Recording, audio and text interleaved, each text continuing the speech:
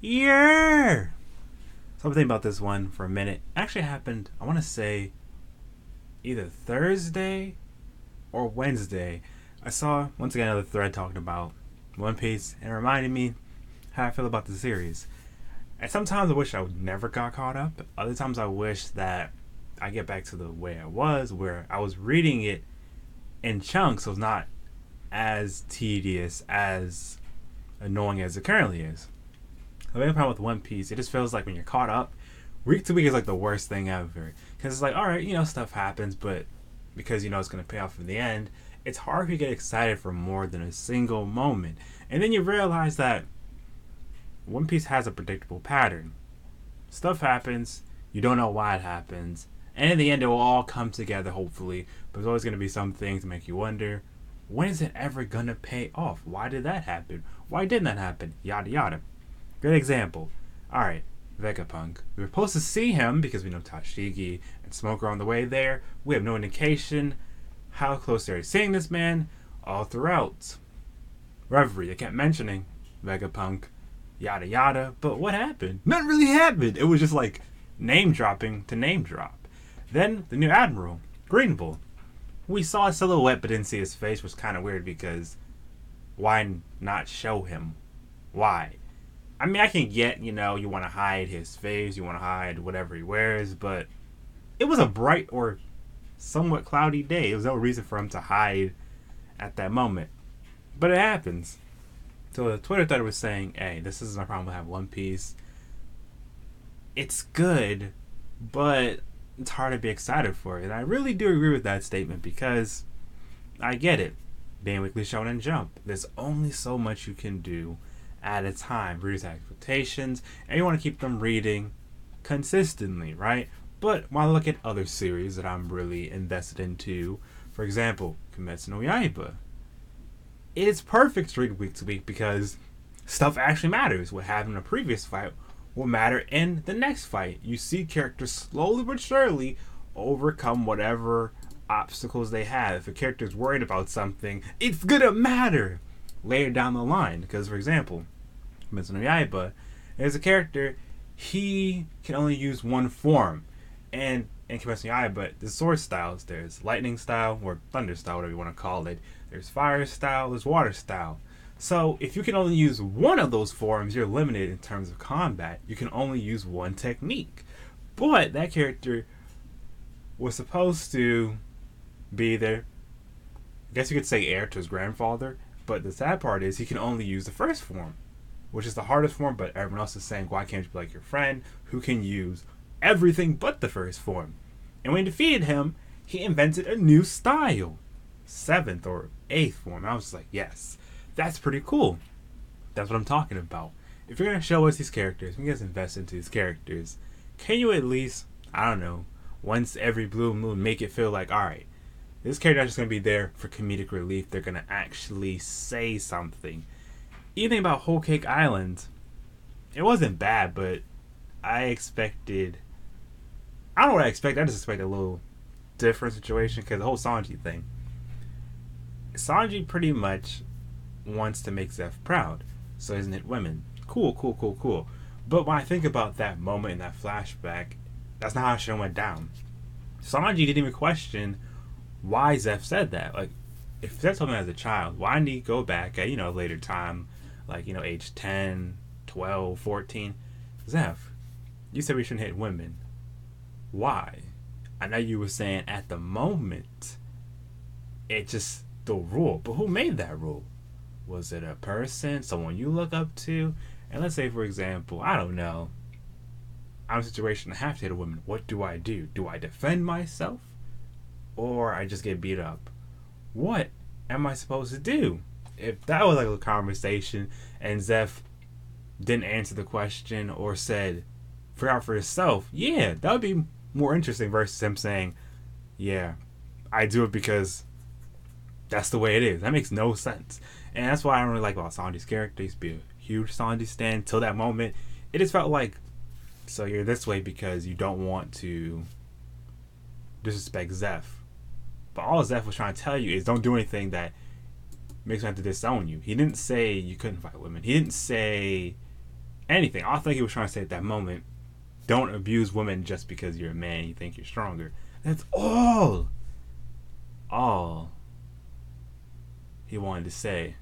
But I guess Sanji took it differently. That's how I was saying, like, that's one thing I don't really like about One Piece.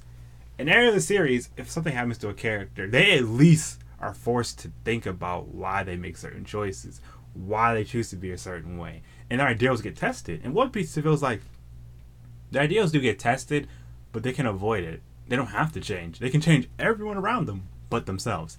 And that's what gets me irritated, because, like I said, in other series, if you have that kind of mindset, you're going to be put in positions where it's like, who are you doing this for? Are you doing it for your mentor, or you're just doing it because you're afraid of into whatever you're afraid of? So I was thinking maybe Sanji was this way because, you know, one of the like nicest people to him, so he feels like by hurting one, he's taking advantage of their kindness. So that's why, if he can, he would avoid not fighting him, or find some type of way where it's like, yeah, I can defend myself, but I'm not gonna overdo it. If that was the way he fought towards women, would love it, but not the case. Even Luffy, for example. Alright, Luffy could easily talk to Sabo and they could be like, alright, Sabo, you're a revolutionary, y'all deal with freedom. What does freedom mean to you?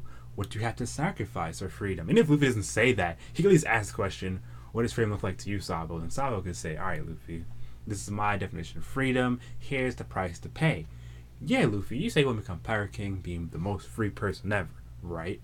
But what are you going to pay for that freedom? You're hoping to become the most free man ever. But what's wrong with any villain you ever faced it? Like, for example, what's wrong with Daffy? He's chasing his freedom. He's doing what he wants. And you stopped him. So, if you say you really care about freedom, who can and cannot have freedom? And, make Luffy think about it for a bit. And if he can't answer the question, he start, thinking, wow, I value freedom, but by me defeating these villains and stopping them in whatever location they are, I'm hindering their freedom. Do I really want freedom for everybody? Or I just want to be able to go on adventures whenever I want? Like, I want him to think like that. Like, what does that mean? And if that happens, cool, but the way One Piece is, characters don't really question their ideas. They don't get their ideologies challenged. It's just like, yeah, they could have moments where they should think about what they're paying or what kind of prices they have to deal with to get what they want, but no one really thinks about it. I mean, Law in a way probably did, but I can't say it for all the characters. It makes me annoyed about it. I feel like they'd be better characters if they just acted somewhat like real people, where it's like, if something happens that goes against what you believe in, you start questioning why you believe in stuff, and you just keep, trying to figure out what's the most important thing to me, following my ideals, or some other thing like, being safe, comfort, yada yada. That's what I wanted to see. I mean, Usopp would be the closest to what I'm asking for, because every day Usopp is having to wonder, alright, I want to be brave. What does it mean to be brave? Okay, a brave warrior's like this, how can I be that? That's cool, I like that. But everyone else is just like, they're there to be there, it feels like sometimes, where I'm reading it, I want to care, but I can't. Like, look at Zoro, for example. Why does he want to be the strongest swordsman? What does that actually mean to him? Is a sword the only thing he cares about? Zoro says stuff like, if you're strong, he basically like might is right. That's his whole thing, right? But sometimes it doesn't add up based on stuff he does. Also, to get lost gag, I know it's a gag, but sometimes it's annoying because it's like, it's an excuse for Zoro to just purposely get lost, put him out the story for a bit, and then boom. Because I thought the reason why Zoro cares so much about, finding a strong opponent, maybe that's like his outlet. Finding a good fight. That's all he wants. He wants to feel like there's still more he can do. That was like the vibe I got from it, and that's what the story said. Amazing. But no. And after I keep reading these other stories, I'm really seeing that, yeah, One Piece may be a catalyst for me. It got me into a lot of other series. It's near and dear to my heart, but I just don't like it the same way I used to. Even reading Water, I'm just like, stuff is happening.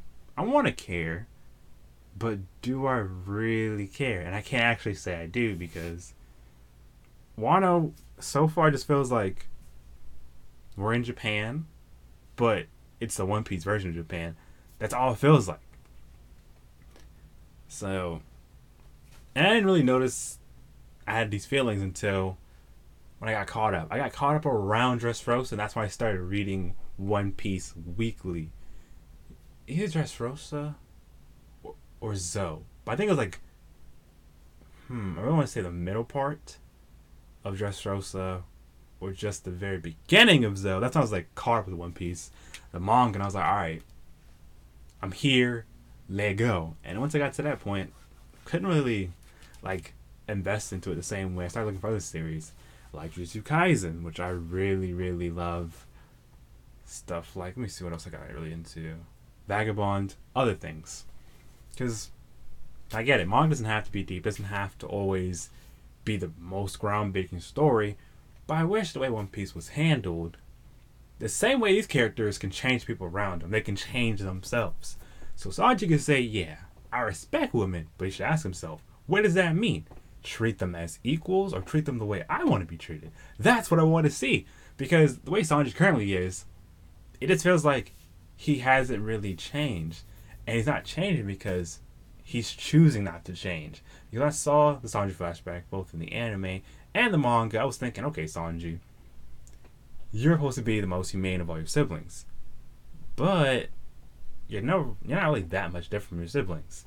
You're mean to men, and all you care about is women. But it seems like you only care about women because you like their beauty. If they're not beautiful, you don't really care about them. So Sanji to me seems like the kind of guy, if let's say two people were following an old lady and some girl looks like Nami, but it's not Nami, he would choose to save the girl that looks like Nami first, then get the old lady, and then just go about his day. And he tried to talk up to the girl that looks like Nami. Old lady would be like, you're safe, you're hungry, cool, gone. And I don't like that because why have us spend all this time with these characters and nothing really changed?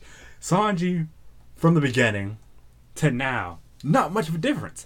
Yeah, he got the raid suit, and even that to me, I kind of get it. And I feel like Oda low-key like finessed it into a better situation, but it made it worse. Let me explain it better. Sanji hates his family because of what they did. Fair. He told them nothing to do with y'all. Fair. Alright, you got the raid suit.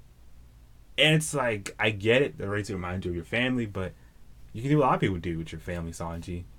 You tolerate them, but you're not their friend. If Sanji just accepted that fact, he could use a raid suit, no problem, because once again, they gave the raid suit. They never said y'all gonna be friends. They want to be your friend. Y'all was associates at this point. That's what I wanted, but there's no closure. Judge what he said as they left Whole Cake. I mean, what was that all about? They didn't really do anything. They didn't move nothing forward. It just felt like it was there to be there. Even think about Pudding. Why was Pudding the way she was?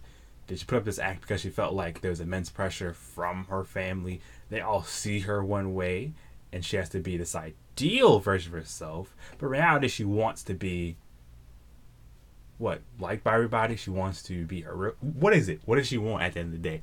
That's what I wish One Piece did. Why have all these cool characters, but nobody really changes?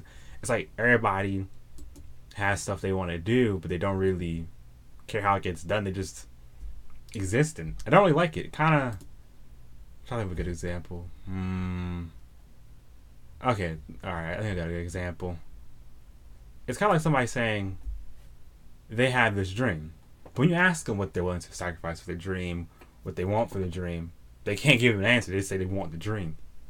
And you ask them, alright, let's say you get your dream, but you gotta lose this. And they're just saying, nah. I'll find a different way. And that's all they say. I feel some type of way. So, the love part comes from, it's a good story, good backstories, but what irritates me is these characters, if you think about what happens in their backstory and the way they tell it, you would assume that when they think back on the backstory, oh, I can change. I can do different things. I'm not forced to be a certain way. No one's telling me this is going to be my life forever. It's just, no character in One Piece seems like they think about anything really except what's directly in front of them, which is kind of funny because to me the whole point of One Piece was, what would you do for your dream? Even if someone told you right now you're better off betraying everybody for your dream, And you say you're not going to do that. Why? You want the dream, right? And then I feel like the One Piece answer would be power, friendship. It's not even good. Because, for example, Nami could have just been rich and stay with Arlong. Or she could have found somebody else to leech off of. She doesn't. She's with the Straw Hats, but what's the point? That's what I'm trying to say. One Piece has all this cool stuff, but half the time, you never know what's going to pay off. You never know if whatever that little detail we learned will actually matter. Like the Lola thing. Why did Lola say all that stuff about her mother and then, boom, Big Mom doesn't like Lola. Boom, Big Mom is gonna kill them because they have Lola's favorite card. Not even considering that. Oh yeah, for real, she gave it to them. That's what I'm trying to say. Don't really get why it's that way. Don't get why it happens. It just feels like it's there to be there. And after reading all these other stories, I realized you can build up stuff and then toy with the idea. You don't gotta just have things there for like a checklist. Like, all right, new arc, we gotta have this, that, other stuff that could come from it. Nah, it doesn't matter. Just do this checklist.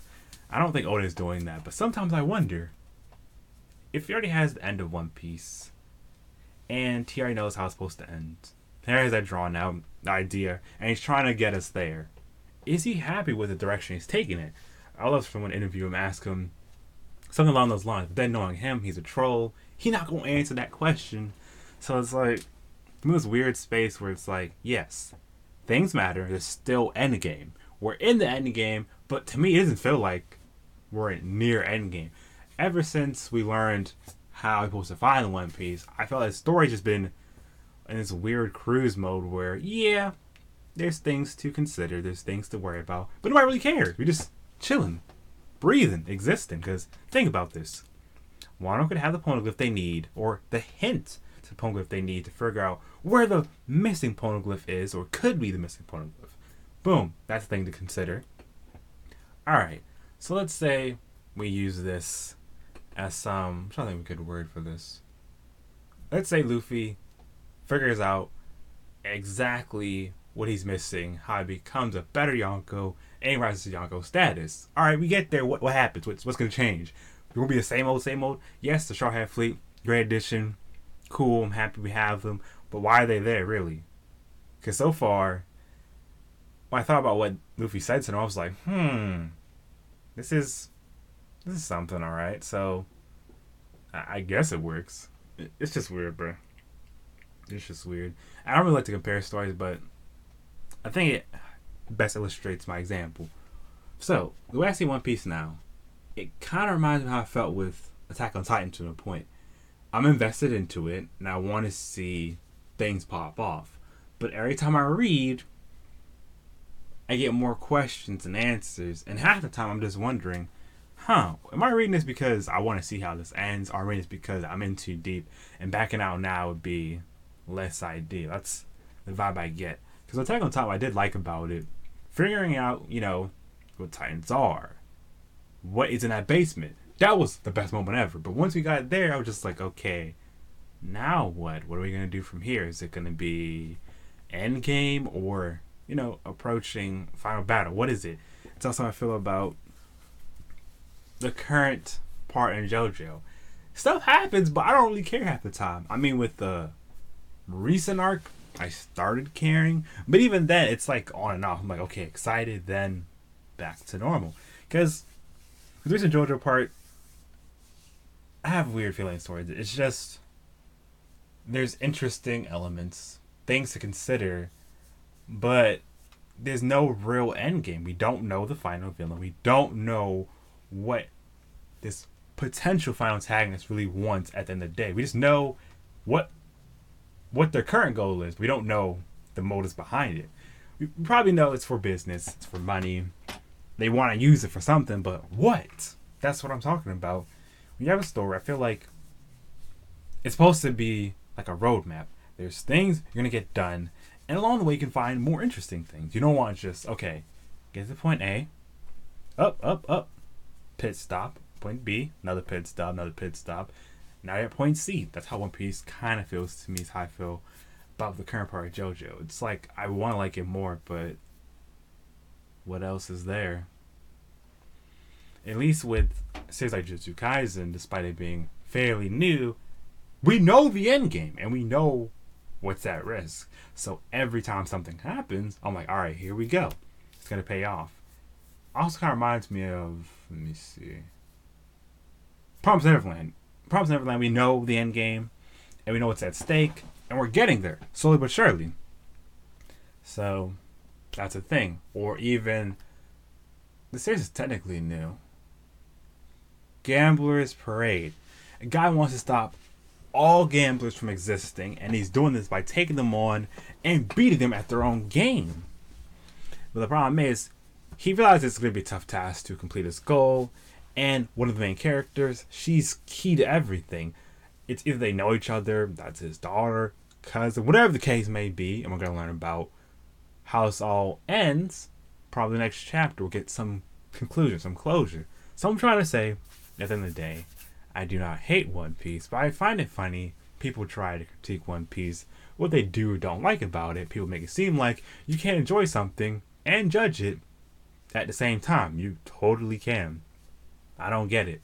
It's no different than you loving a series like My Hero or even Jujutsu Kaisen, but you still find things that you think, oh, they could do so much better. And now people keep saying, oh, you can't judge One Piece too hard because Oda already has the end.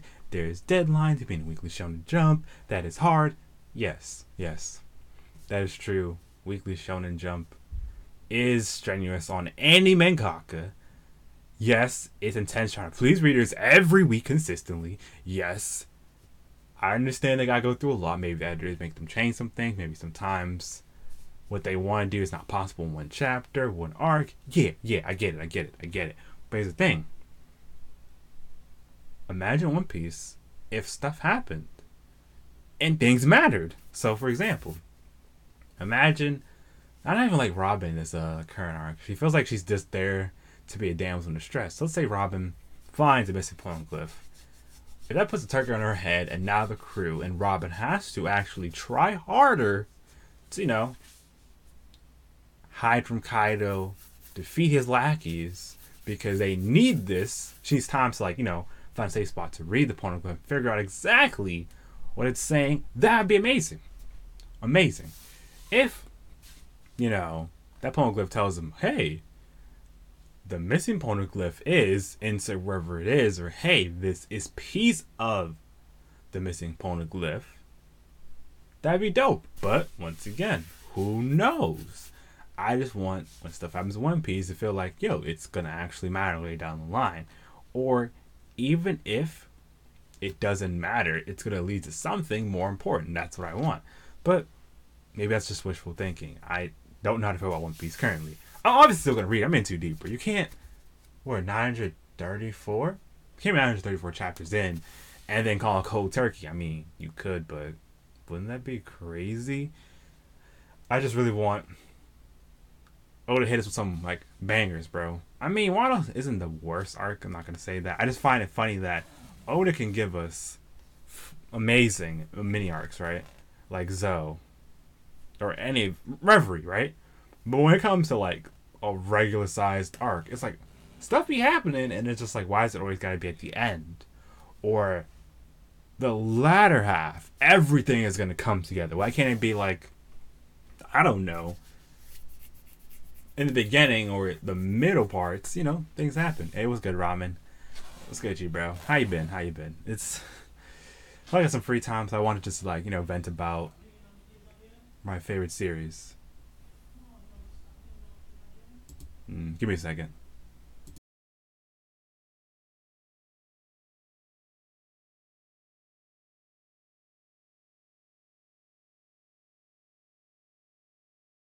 Alright, I'm back. So, what's up with you, Ramen?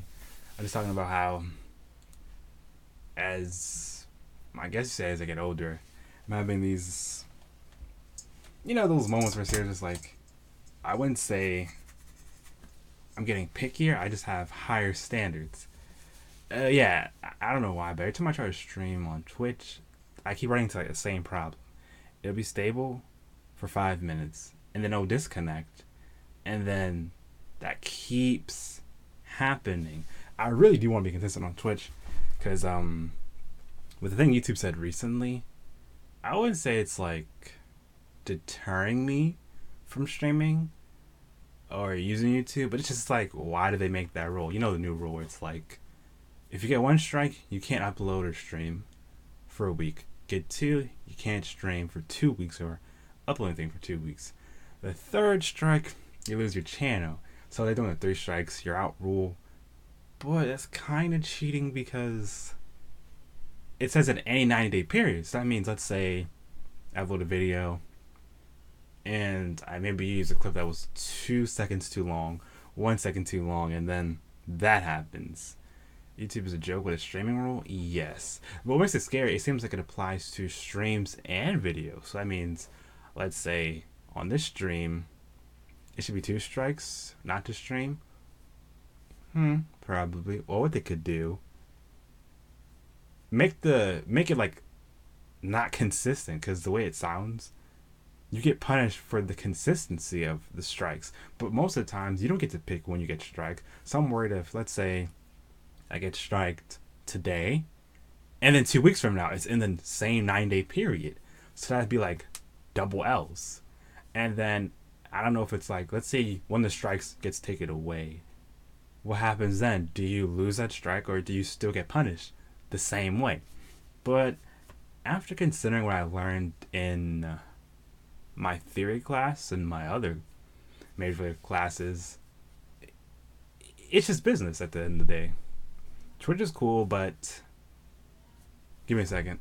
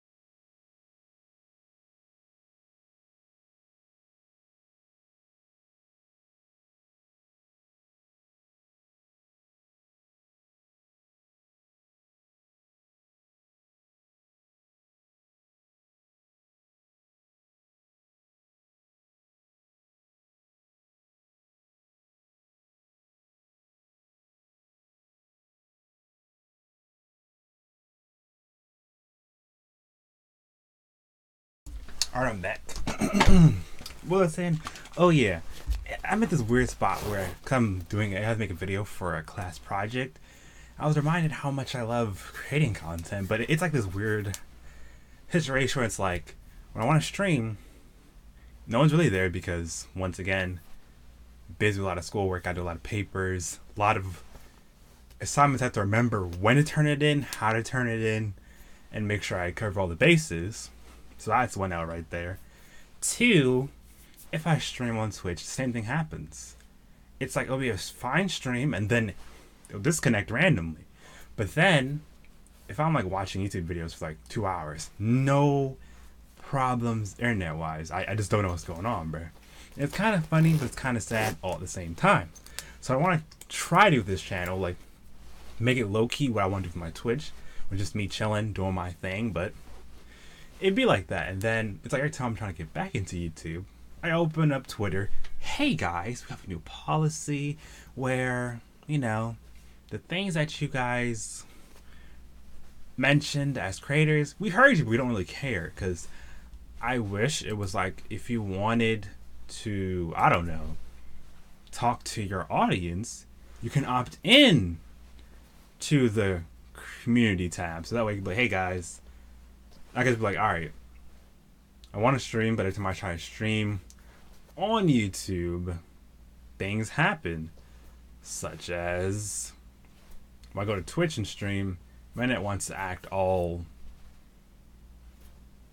jumbled up. Doesn't want to be consistent. Like my upload schedule. Alright guys, I'm gonna stream to cover this topic. What stuff you want me to also mention, then do like a poll and stuff like that. But I don't have that because I don't got the audience yet. But the weird thing is, like when I don't check on my YouTube, it seems like it does decently.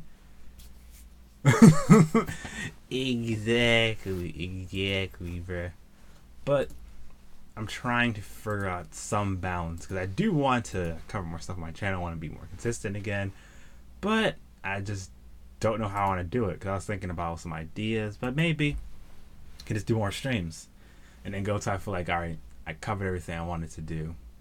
Because like I was saying, I was reading the thing in class and it was pretty much saying since forever ago, companies like monopolies because it's easier to control and it's not really personal. So for example, with YouTube, they understand that the only platform they kill the competition, but it's not about being a creative on YouTube anymore. And I don't think it never was the idea. I really feel like the plan was they wanted to see how they could beat TV, and then they realized, okay, if we make it so we're the only platform to use, people will deal with whatever foolishness we're trying to indulge in next. That's creating this weird balance where it's like, pretty sure a lot of creators agree with me when I say this. Everybody likes making videos or to get something out of creating content, but how can you enjoy making content where it's like the platform you're on doesn't support you, doesn't make your life easier? It's always testing you and your ideas every way possible. You can get in trouble for comments people make on your videos. So it's like you lose either way. If you don't upload, you don't have an outlet anymore. If you do upload, people may not even see the video because life goes on and there's no way for them to easily know what happened to your channel. It's a weird little cycle where it's like you lose if you do something, you lose if you don't do something. And then while you're deciding what you want to do, when you get conflicted, it's just like, it should be an easy choice.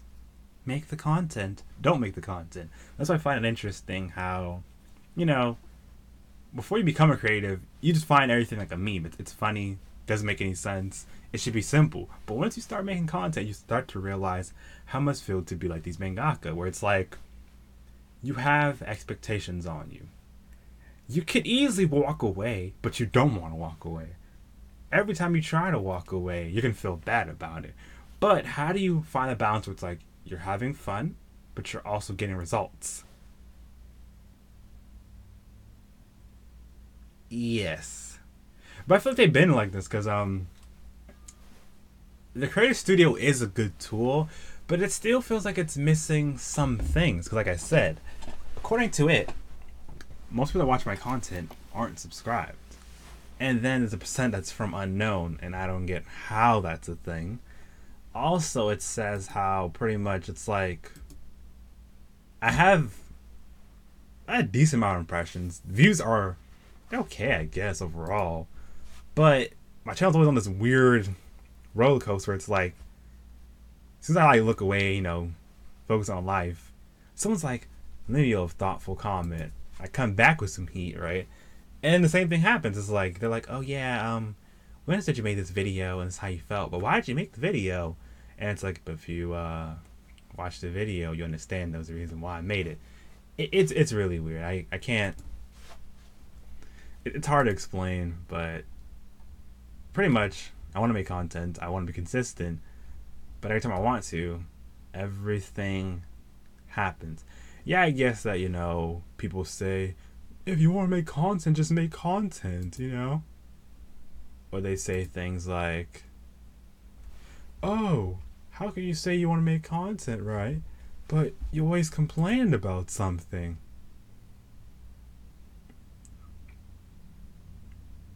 But um,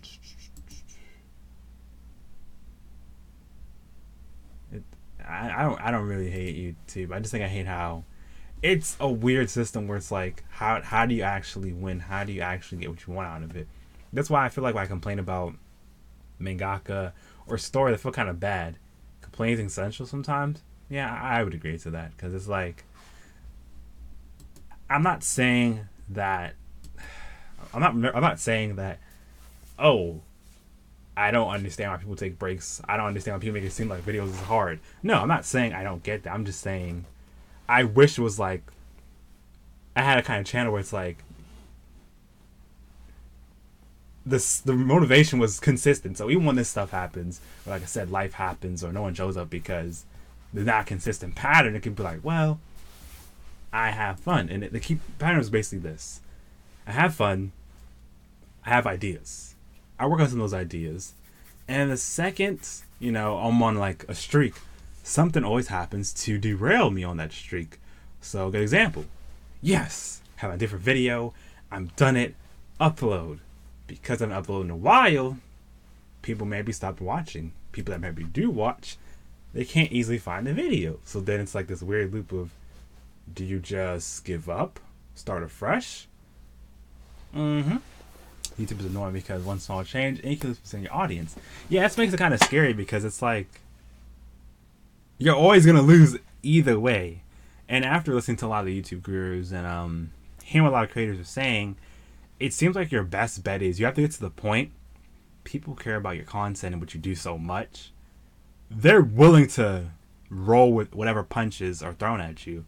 But once again, it's hard because if you've been doing this for a year, 2 years, 4 years, 7 years, how do you keep uploading when you realize that almost nobody cares?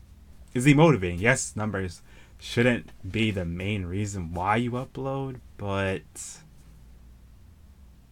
I don't know. I don't really know what the reason why you upload.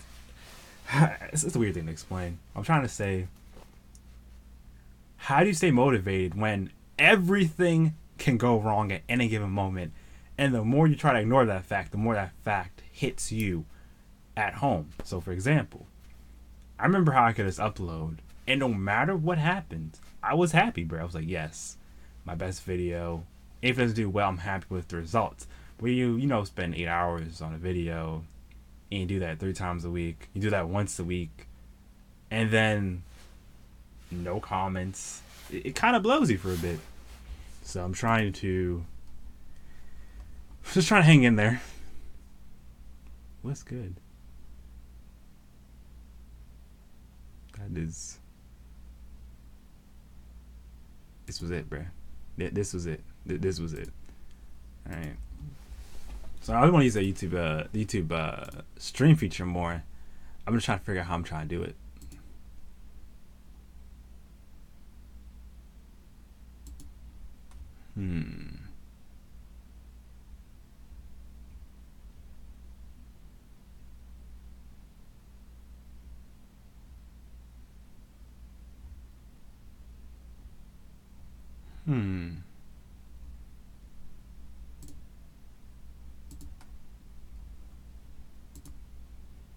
I remember, Ramen, you linked a video of a guy saying how it's like he's somewhat successful on YouTube, but his problem is even when you don't want the numbers to bother you, they still bother you, and you feel bad for every little thing. So let's say you want to upload, but then you can't because an emergency happens. You're like, oh man, I should have uploaded. When a video doesn't do well, you're like, I wish I had tried.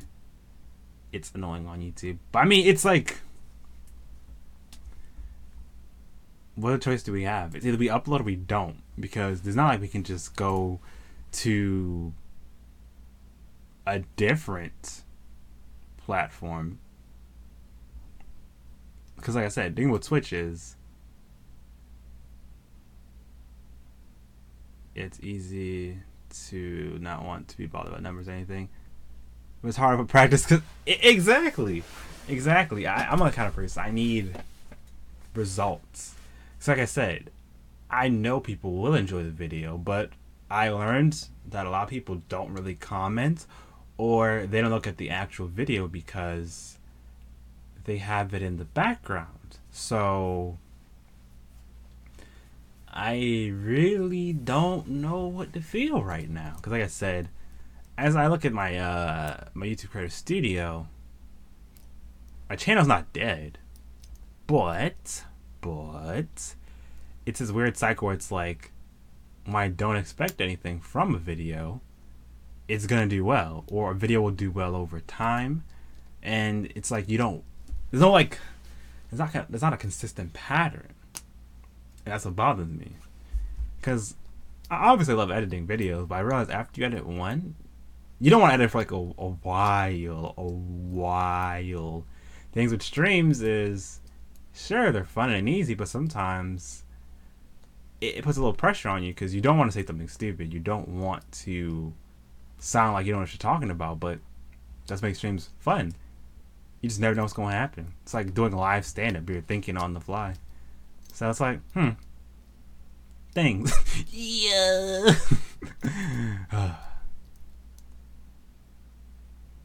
Memes. Memes are great, bruh.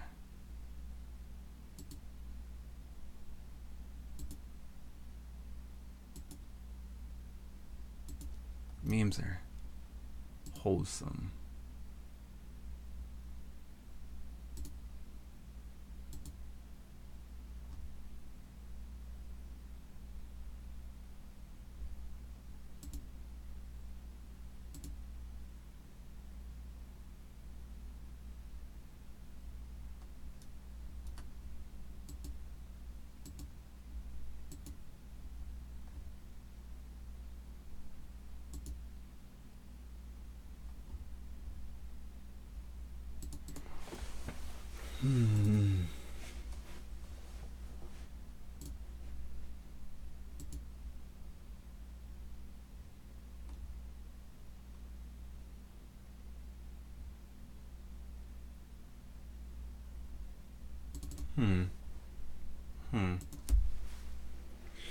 So what was I saying again?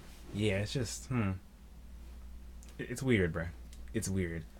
I honestly want to get back to the point where it was like I could just upload, and I'm doing it for me, just for me, not really worrying about the rest. Then I watched this video that they linked in the Creator Studio, and a guy was saying the best way to handle YouTube. Essentially, what you want to do, you're uploading the stuff that you want to see, and you just keep doing that and ask yourself, what do you want out of it at the end of the day? And then once you get to a certain point, you're gonna try to meet your audience halfway, and then hey, what's good, Tyrese? What's up with you? What's up with you? We just chilling, bro. Talking about that the content creator struggles. But earlier I was talking about how I wouldn't say I hate One Piece, but I went from being a stan to a fan. Because I remember that throughout middle school, the pattern was people knew what One Piece were, but most people, they were already caught up with it, and they wanted to discuss, what they think is going to happen next, favorite characters, concepts, yada yada. Or it was just like, One Piece, we know what that is, we don't really like it because it's boring, it's long. And now I see that we got new fans into it. All those arguments are still valid. Yes, I understand, reinvest into a series, you have it in a special place in your heart, but I really feel like if you're a fan of something, you should be able to critique it when you notice that something's awry or doesn't really fit. Like I said, this long-running series, but the thing is, with some of them, we know from the jump it's not about a deep plot. Like Gintama, for example. Gintama was long, but I liked it. I didn't read all of it, but I read a good chunk of it, simply because in Gintama, there was no real plot. It was just people living their life. That was the whole point of it. Yes, it could have a plot, but that wasn't the focus. The focus was on seeing how, we all have ideals, but it's hard to maintain and live your ideals consistently. With One Piece, I thought it was about, okay, the journey is the enjoyment, but the problem with that, okay, if One Piece is really about the journey, not the destination, the journey has not really changed since we started sailing.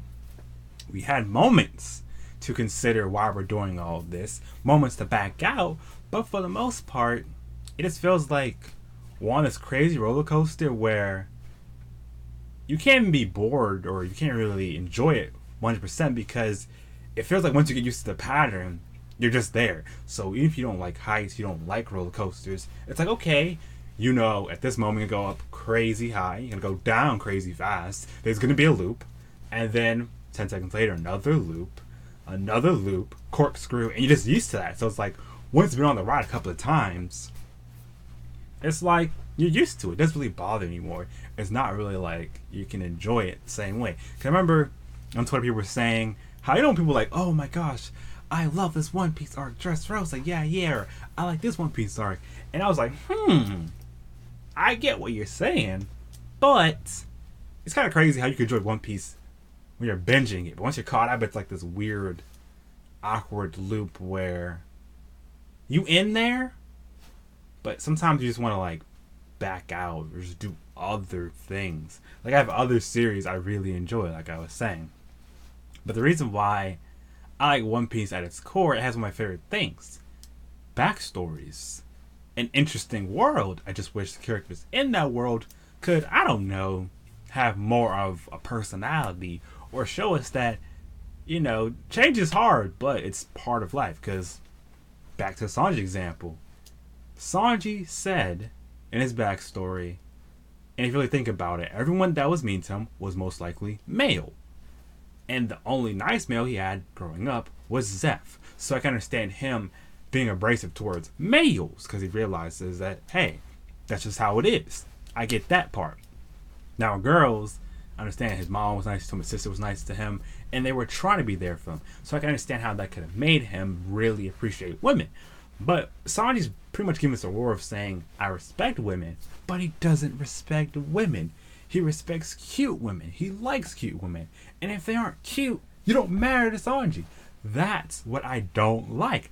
Because once again, you're telling me all these years, Sanji was just sitting there like, yo, if I see a cute girl, I'm getting her number. That's like his mindset, right?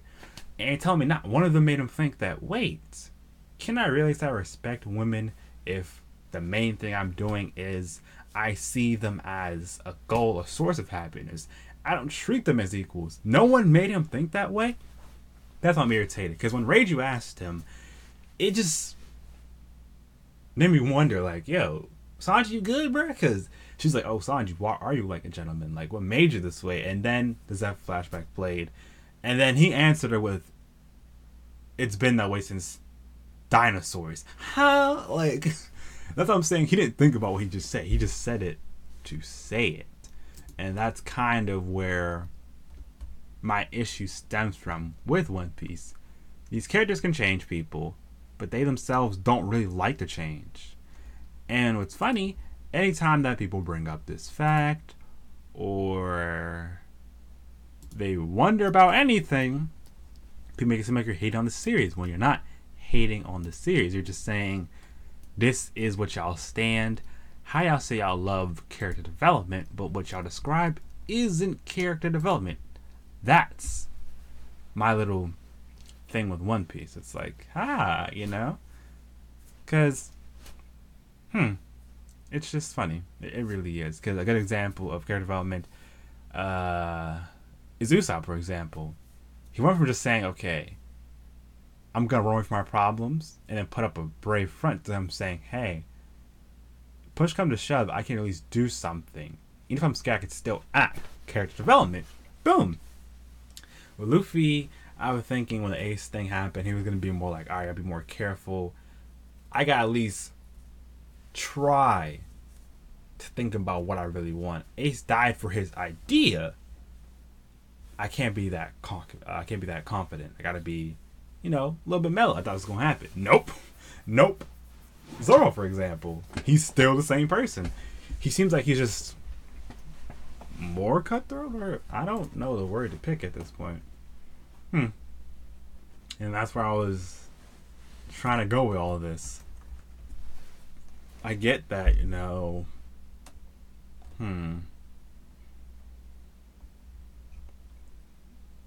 I get it must be hard trying to put all this into these characters on a weekly basis, but it's been done. It can be done. Because I'm not saying I want to try to change into my ideal characters. I just want here and there sprinkle in, like, something that we know they're at least changing in some way. So for example, if Sanji one day is like, yo, yes, Tyrese, they don't have to change, but let me tell you why I said it bothers me. No one questions Sanji about why he's a womanizer. His sister asked him, but he never thought about, well, I say I respect women, but what does that mean? That's all I'm saying.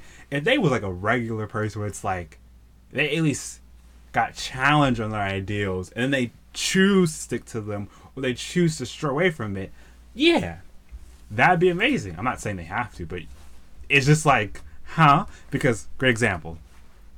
In one of my favorite series, Jujutsu Kaisen, the main character is pretty much the same person, but he's changing slowly but surely. He started off a kid that was just like happy-go-lucky, all that good stuff, right?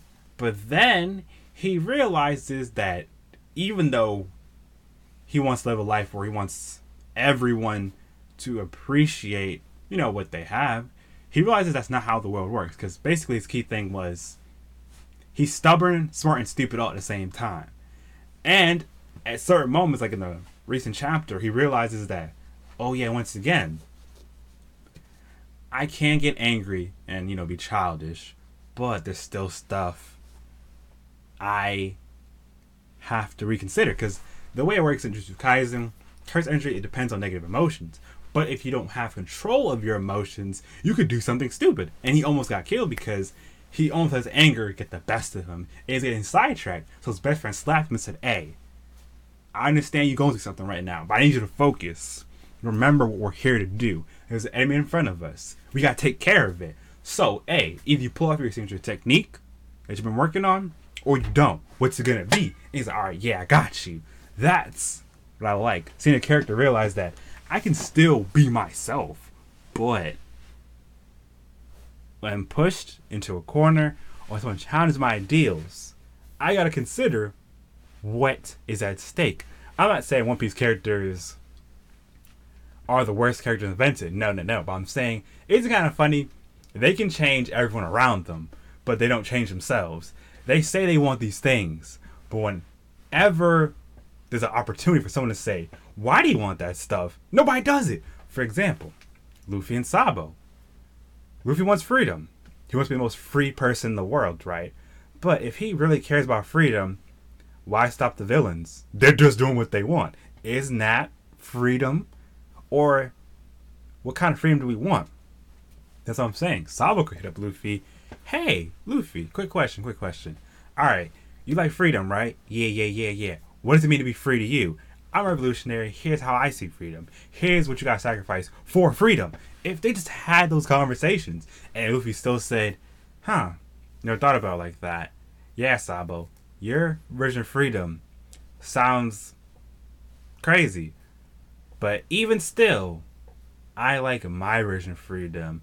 And I'm going to strive for it, even if it could lead to whatever Sabo warns him about. That's what I'm talking about.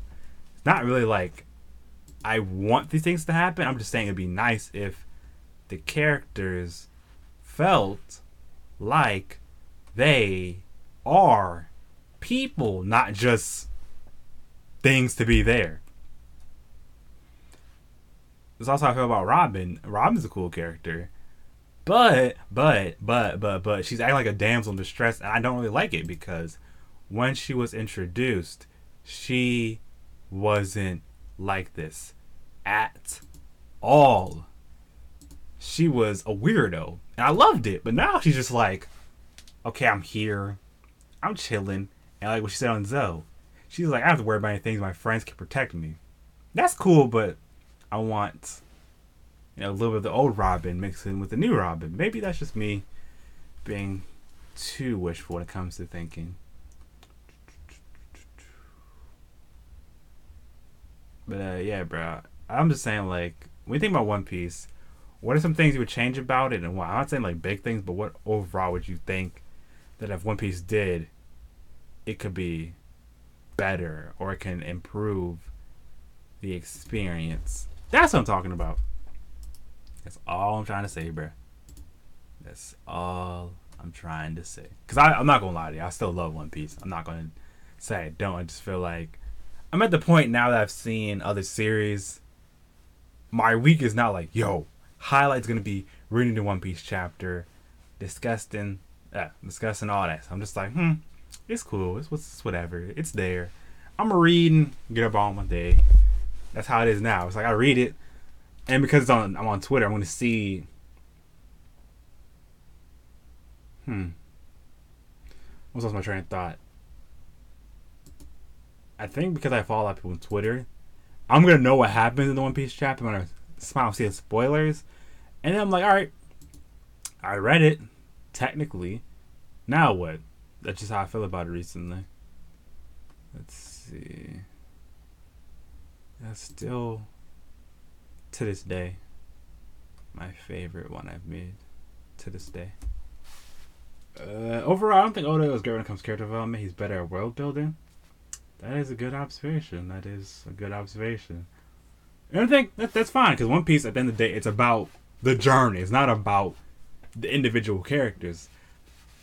So that's a good take.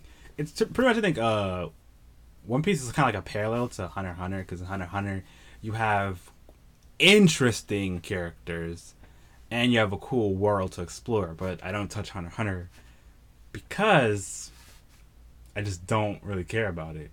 I mean, there's cool concepts in it. I just don't really care. And like I said, it kind of reminds me of how I feel with stuff like JoJo's. The current JoJo part, I don't really like it because it's cool. The stand, I like that we don't really know what's going on. We don't have an end game per se. We have multiple candidates for final villain, the main antagonist, but it's not clear. And we have a goal for the main character. We have a goal for the opposition, but it feels kind of simple. So that's a spoil part A, but here's what it basically is. One group wants business and profit, and to control this majestic magical fruit that if you have it, it can in a way grant you something. So let's say I lose my eyesight. If I eat this fruit, I can gain my eyesight back, but I probably lose my hearing. That's how it works. But with the new version of fruit, it's not as dangerous. That's what I'm talking about, right? But the problem is, I don't like the main JoJo because I hate his design. It looks disgusting to me. But hey, I like JoJo. And I'm invested in seeing how it all ends. But I'll be really happy if we get another part, which is probably going to be the final part, part 9. And in part 9, we get a character like Jolene, or just another female JoJo. I would love that, but I'm not counting on that. I'm at the point now with series where I don't expect anything. I don't want anything. I just hope that I can be entertained week by week. Because I was nervous that Act Age was going to get axed. It didn't. And when I go Act Age, it's wowing me every week. Because there is a plot, but it's not like, oh, that's all there is to it. The whole point of Act Age is there's a girl who wants to be an actress. But the problem is, because she doesn't have any formal training, not everyone wants to place a bet on her that's like a professional. A guy took a chance on her, and he's supposed to be a really good director, film producer, one of those two, right? And he's a genius. He picks her up, and he's giving her all these roles to expand her horizons, to become a better actress. And in the recent chapter, a businessman pulled up on her and said, hey, I can give you all the money that you want. So, let me do this for you. I'm going to make propaganda, and we keep the propaganda to, accelerate the rate of your growth and give you a better career. But she's saying no. If I'm going to do things, I want to do it my way. I just want to act because I got to feed my 2 brothers, because I'm their family. Their only source of family, right? And then every other character's like, yo, remember when she was just like a little fledgling? And it's just crazy seeing how she went from being like, okay, I can only act on things I can imagine, to a character it's like, hey, I can try things outside my comfort zone. I can learn to be these characters and improve and hone my technique. So it's pretty cool seeing how all these series I'm reading, they can show me that I don't always need to see what I like. I can see something that's, different outside my comfort zone and enjoy it the same way. But let me go back to my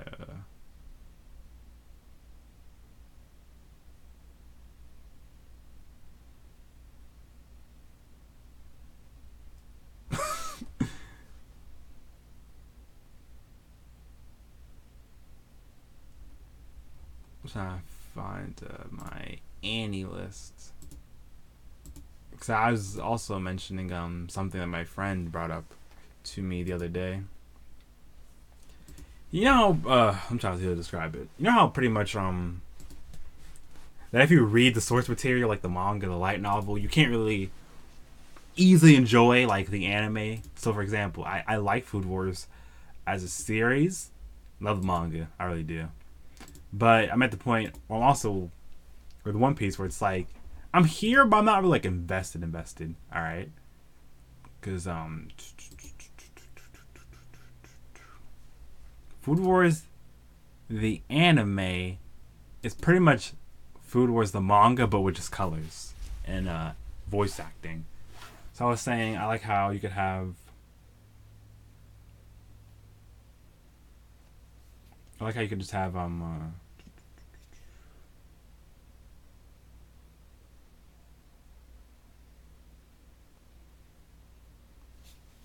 you need to have like I would like if they like added to some of the characters. For example, my favorite Yuki. Give her some filler scenes where it's like you're using source material as the basis, and it's like expand your character just a little bit, So give her something that you don't really get by you wouldn't get in the manga, stuff like that.